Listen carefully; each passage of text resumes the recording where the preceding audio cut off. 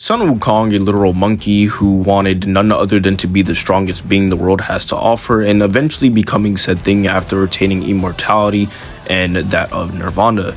And Kratos, the Spartan warrior, gifted with ultimate power, but is then however betrayed by the Olympic gods and forever set out on a path to vengeance. Now a calm man trying to suppress all that hatred and anger he once had, but who would truly win between the two? Kratos or Sun Wukong? If you enjoy content such as this, please make sure to subscribe, as I am on the road to 10,000 subscribers, and as always, you can unsubscribe if you feel the need to. Also, be sure to listen to pay attention to more of the things I say and why I state them, instead of listening to who the overall winner of the versus battle is. And finally, but most importantly, enjoy. Because I've already covered a lot about Kratos in past and even recent videos, I'll go ahead and start off with Sun Wukong first and give a in-depth but brief summary of his overall scaling and where he scales in terms of Kratos and the overall versus battle. Sun Wukong is one of the 5 immortals who achieved that of nirvana, the state beyond the karmic cycle or samsara, within Buddhist cosmology/cosmogony that grants him transcendence over the journey of the West cosmology and cosmogony as a whole. Now, there are 2 scales for Sun Wukong which one can choose from, and I'll go ahead and list and give the most agreeable interpretations for each. Within Buddhism, there's a thing known as Buddhist Cosmo. Buddhism Cosmo has 7 spatio-temporal dimensions within it that represent the 7 realms of samsara within its cosmology, which each individually transcending each other completely, which would put Sun Wukong at a bare minimum multi-complex multiversal, seeing how he reaches in nirvana, which is inaccessibly above that of samsara in its entirety. As I said prior, the 7 dimensions are realistically paths/realms of samsara. Samsara, or the karmic cycle depending on Hinduism or Buddhism teachings, is the endless cycle of life, death, and rebirth, which is the reason why each realm within it are infinite, as each realm within samsara are infinitely existing and endless, and are dependent on each other. Dimensions in Buddhism are also infinite in size, which gives credence to how big these dimensions are within Journey of the West, since Journey of the West did take many inspirations from Hinduism and Buddhism teachings nonetheless. Keep in mind, one would already presume and presuppose that these realms are already 4th dimensional in essence, as complex multiversals reserved for characters who transcend or reach the 5th dimension. To extrapolate as to why the infinite Buddhist cosmos scale is consistent, Wukong was also able to lift an infinite Milky Way that was quote-unquote infinite in size and infinitely expanding. This means that the existence and concepts of Aleph Nulls exist within the verse. Aleph Nulls are the first set of infinities and is the smallest countable set. Normally and simplistically speaking, this is the most commonly used form of infinity found in Bleach, Naruto, DC, Marvel, and in many other works of fiction. Wukong also consistently has infinite power bestowed upon himself at various points within the Journey of the West PDF and book itself, which is stated by multiple beings and characters within the verse by this point within the Journey of the West as well. Wukong, by this point in time, is also above the formless realm. This plane, from what I've read on Oxford, Britannia, and Wikipedia, is a realm unbound by the planes of spatial and temporality, within the verse's cosmology of course, and even within real-world concepts. As stated verbatim by what the Buddhists believe to be true, the spatial cosmology consists of a vertical cosmology, the various planes of beings into which beings are reborn due to their merits and development, and horizontal cosmology, the distribution of these world systems into an infinite sheet of existential dimensions included in the cycle of samsara. The entire universe is said to be made up of these 5 basic elements of earth, water, fire, air, and space. Buddhist cosmology is also intertwined with the belief of karma. As a result, some ages are filled with prosperity and peace due to common goodness, whereas others eras are filled with suffering, dishonesty, and short lifespans, which in of itself is a representation of Taoism, or yin and yang within Eastern theology. This would be congruent with the belief of Taoism, which is separate from Western scholastic dualism, as I said prior, beyond popular belief. Taoism, the natural order and fluctuation of the universe, different from dualism. Dualism, the philosophy where similar opposing concepts, as I said prior, are in a state of constant balance, however contradictory to each other. Taoism posits that these things are necessary and aren't necessarily opposing each other, with things such as life and death, happiness and sorrow, light and dark, all being beneficial and existential to each other, and like the name suggests, being balanced and what makes up the natural order of the universe. This is the reason why within the belief of the formless realm, each individual element that makes up the universe and any other immaterial and material contingency within it are codependent instead of inherently contradictory to each other, like most depictions of dualism perpetuate and portray.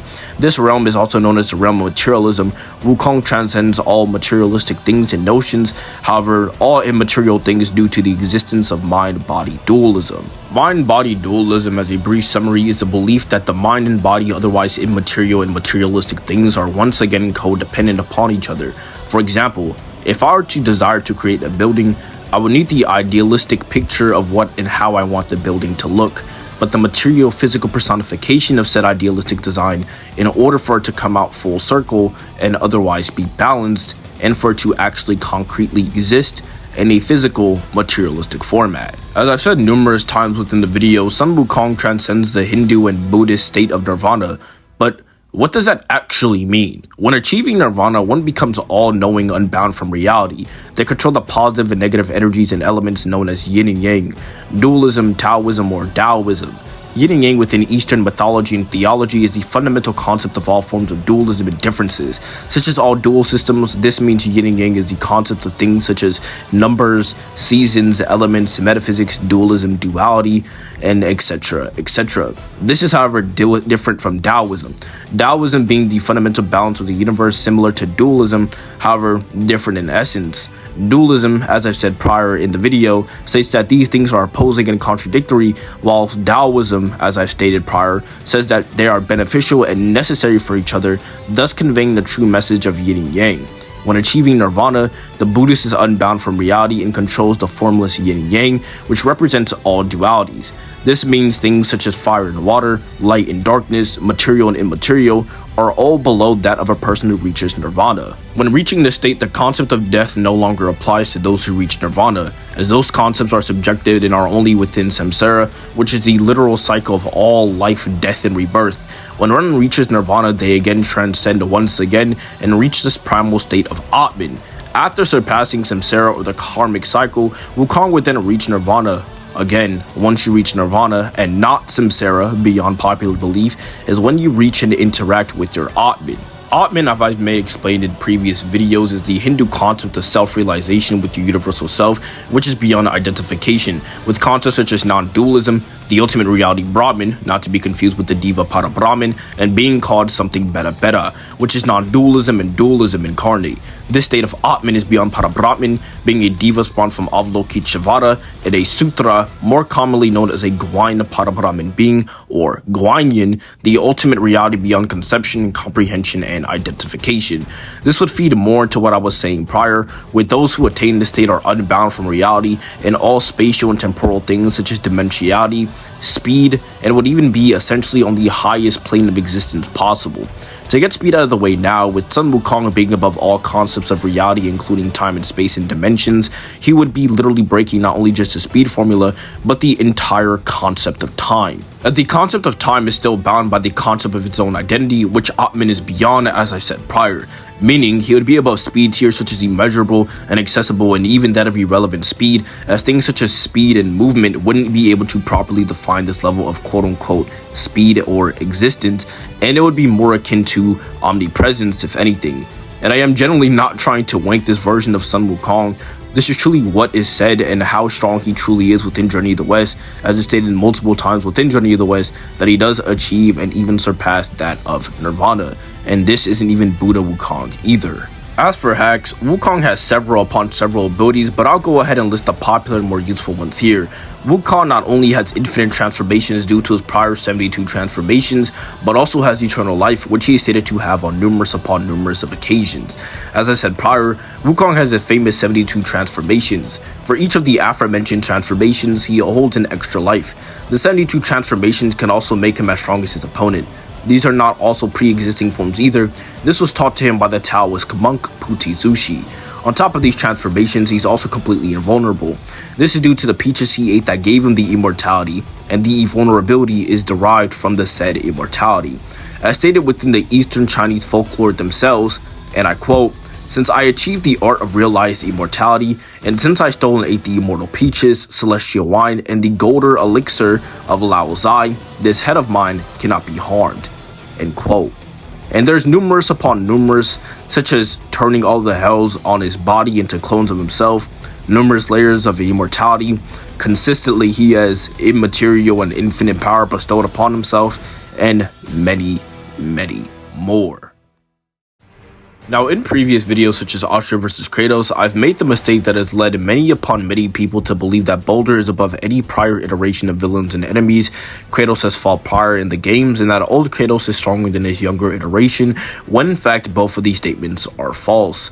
Greek gods are specifically said to be forces of nature and influence it with their existence and the official God of War collection strategy guide.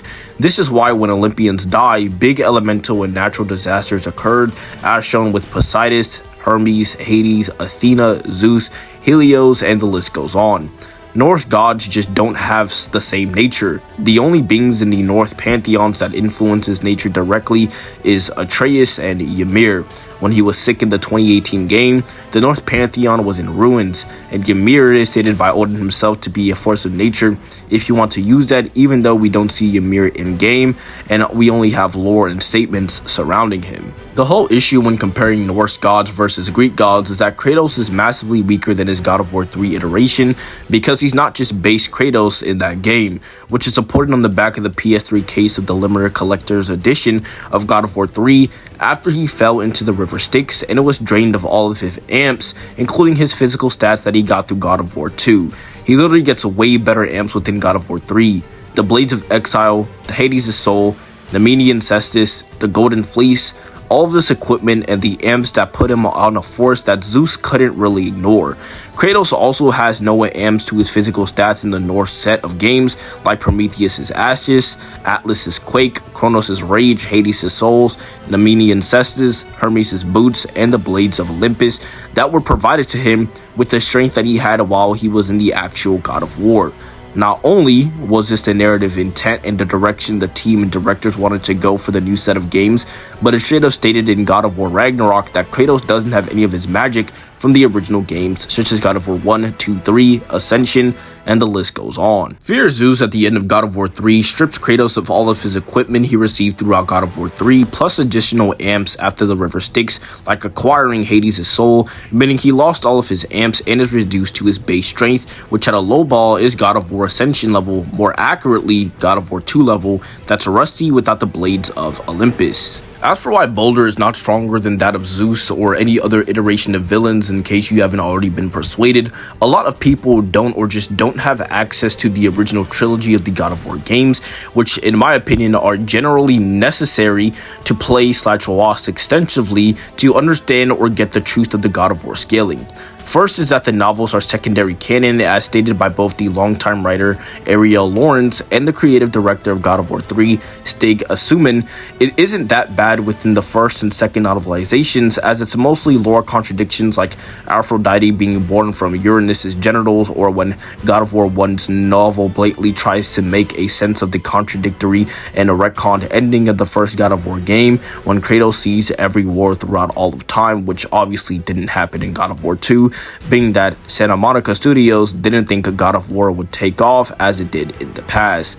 But there are also some statements that are genuinely insane as contradictory, the presentation of info within the games that can't be used for scaling, especially with the 2018 novelization, the two most prominent ones being Baldur being the most powerful foe over anyone in his past life, and Kratos thinking that any nuance of being a god to defeat Baldur. Baldur is not the strongest opponent Kratos has ever faced. Baldur is stated to be the most powerful man he's ever faced, since Kratos at this point in time thinks Baldur is mortal and not a god, meaning he's obviously far above Perseus and Theseus in God of War 2, not every opponent Kratos has ever faced, especially Zeus, since seem, as that's what's stated within the statement, means to give impression or sensation of, as in this instance, Kratos isn't giving improper thought and he's just ballparking it. Plus, this statement is stemming from a weaker Kratos, and Kratos also acknowledges that he's shocked a mortal can survive the monolith being crushed onto him. Keep in mind, this is the same weakened Kratos that was able to beat up and essentially kill this version of Baldur whilst rusty and weakened due to his suppression of things such as his rage, which we know is a clear amp, which is even shown in-game, and the concept of hope that he now only has a sliver of. However, since I now think you understand why Baldur is not above Zeus, we cannot truly scale Kratos and find out how strong he truly is in the grand scheme of things. To uncover how strong Kratos is, we first have to go all the way back to the original God of War 1 and 2, and within the God of War 1 and 2, Kratos is gifted the Blades of Chaos by Ares. Keep in mind, as this will be important later, during these said games, Kratos is then betrayed by Ares, the god who gifted him these aforementioned blades, and is then thrown into Tartarus. Kratos then escapes with his willpower alone. This feat is impressive, as the beings holding Kratos here are the beings known as the Furies. During his escape within the second game, not only would he kill the 3 Furies, but Kratos would face the Titan of Time, Kronos. The Furies stated to be creating the dimension of Sparta with starry skies that could be a potential universal in size, but Kronos stated to birth and create time within his existence alone. This would further be supported as within Ragnarok it's directly stated that Odin stopped time and was able to freely move within it, with it being the progenitor of the day and night cycles within the realms, like Skull and Hati, chasing the moon and the sun respectively. During Kratos' path of vengeance against the gods, he would face beings known as the Sisters of Fate. The Sisters of Fate being the strongest beings in the Greek pantheon, having the ability to change not just the fate of the mortals, titans, and gods, but non-living things as well, as the threads they span across and throughout all life and time. They are threatened to undo his existence, and Kratos actually gave the sisters a fate of run for their money, making it difficult for them to control Kratos' thread, literally failing over and over and over, blatantly overcoming anything the fates weaved into their thread, displaying fate manipulation and lordship over fate as well. These beings are again not only in control of fate itself, but are the literal representation and or personification of fate itself, and Kratos is able to rip them apart piece by piece and kill all 3 of them at the same time, overcoming not only fate itself, but destroying the embodiment of them regardless. Keep in mind, the Sisters of Fate are above almost every single god of Olympus themselves, except for maybe Zeus when he's the concept and embodiment of fear itself. However, I'll extrapolate more on that version of Zeus later. Kratos would then kill the current god of war Ares and would then take his place within the Greek pantheon. During this iteration of the game, Kratos would also face off against Atlas, the same Atlas who is known for holding up the entire Greek realm, with Kratos sparing him in order to hold up the Greek pantheon and keep the space between it and the pillar the world needs to essentially exist entirely. The Pillar of the World, which is a pillar literally capable of holding everything within the Greek pantheon / realm, as it's stated in the official Ascension promotional timeline, that its destruction, it destroys all of creation, and is reiterated in another timeline that follows this one, and that Persephone states that once it's destroyed, the world will revert back into chaos, which is its primordial realm, which spawned all others, even other primordials. Finally, in God of War 3, Kratos will then fight each and every single one of the gods, including the likes of Gaia, the mother of Earth. Keep in mind, these gods not only reign over certain attributes, but are these attributes themselves, and completely make up the entire Greek world. For example, when Poseidon dies on Earth, earthquakes and tsunamis start to unleash upon the Earth. This is why when Zeus dies, the entire world gets engulfed in darkness, and Kratos must release the concept of hope to restore it. Zeus, the youngest but most powerful of the entirety of the Greek gods, was able to not only beat the same Kronos that created time with his mere existence, but ended the Titan war with the Sword of Olympus. The Sword of Olympus being the strongest weapon in all 3 games. However, that is contentious and heavily based upon interpretation. Everything such as the Blades of Athena and Chaos could stack up against it. Zeus not only kills Kratos, but makes it so Kratos has to go back in time in order to defeat Zeus entirely. Kratos would then come back and defeat Zeus, at least his physical form, as then Zeus would then become the embodiment and personification and concept of fear.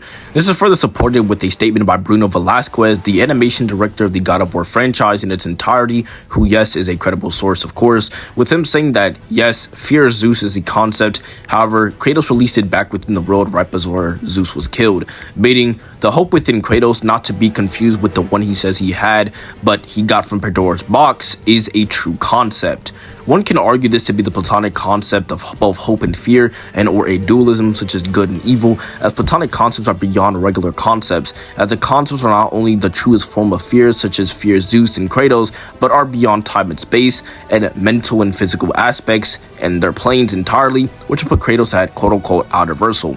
However, Do keep in mind that this is Link, and I do not preface nor think that Kratos and Zeus are universal and or beyond all conceptions of dimensions and other things of that nature. But what about adult or old Kratos within God of War 4? Within God of War 4, 2018 God of War, Kratos would then fight against a character known as Baldur. Baldur was stated within the God of War art book to be Kratos' strongest mortal opponent, the same Kratos who is not only still passively suppressing himself, but is almost passively getting stronger as well and re-attaining his past strength. However, I've already explained it prior within the beginning of the video. Now, Baldur is not stronger than Zeus, however, that doesn't actually make him weak in the grand scheme of things. Keep in mind, this is the same Baldur who was capable of knocking out the World Serpent in just 3 hits. However, do keep in mind that the World Serpent was off guard and essentially weakened. However, this is still an impressive feat due to the fact that along with Thor, the World Serpent was able to damage and splinter the World Tree and or Yggdrasil. Kratos would then fight an even more powerful Baldur who absorbed the power of not only the Leviathan axe, but the fire from the Blades of Chaos. After defeating Baldur, Kratos would then fight Thor. As I mentioned prior, Thor was able to splinter the Yggdrasil, with the Yggdrasil being stated to be transcendent of space and time, in which each branch transcended to last, yes, in terms of dimensionality mathematically, meaning Kratos would be at bare minimum infinitely 5D or complex multiversal. One may ask why I say infinite, however, it's stated on more than one occasion that the Yggdrasil is endless and or infinite in size. Even within the God of War 3 iteration of Tartarus, is stated to be immeasurable, endless, and infinite in size within the God of War art books, and is even stated within the game cutscenes. Kratos would once again fight an even more powerful Thor, who is not only mentally amped, but is also enraged, and beat him. Keep in mind, a weaker Thor could beat and even kill a suppressed Kratos early on within Ragnarok. Moving on to speed, as I said prior, Hermes is able to traverse the realm of Tartarus within a finite amount of time. Kratos was then able to beat and effortlessly kill Hermes and then go on to fight Zeus. Hermes always being on the lower tiers of the hierarchy, meaning yes, Kratos would be infinite speed. Then within God of War 5, it's directly stated that Odin was able to stop time and not only exist within it, but move within it as well. As I said prior, this same Kratos is able to keep up with the same Odin while suppressed with his hope and Spartan rage, meaning an even weaker Kratos is still able to keep up with this said Odin, which would give Kratos inaccessible to immeasurable speed, depending on your interpretation and on where you want Kratos to scale.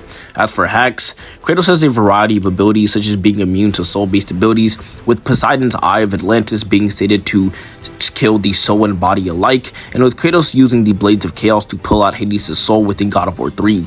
As I said prior within the video, Kratos is also able to damage and attack the concept of fear itself, that being Zeus, whilst harboring the concept of hope within itself. However, with Kratos having these 5th dimensional tiers of power and inaccessible to potentially immeasurable speed, and with Wukong being above concepts such as hope, fear, and identity, who would truly win, Kratos or Wukong? And the answer, unsurprising to no one, is Wukong. Wukong would be able to one-tap Kratos and neg the concept of hope within him, and he only has a sliver of hope within himself regardless, due to him reaching the state of Atman. Wukong would also massively speed blitz to the point where Kratos wouldn't even be able to register that of Wukong's sheer existence, and Wukong would also outmatch and outlast in terms of power and endurance, due to him, obviously attaining Atman. And the only possible way Kratos could even be on a even playing field with that of Wukong is if you take the aforementioned complex multiversal Buddhist cosmos scale I said prior. However, with that being said, I hope you enjoyed the video. It took a lot of time to work on, and once again, make sure to subscribe as I am on the road to 10,000 subscribers. Like I said, you can always unsubscribe if you feel the need to. However, make sure to have a nice rest of your day or night. Make sure to be safe, and till next time, bye.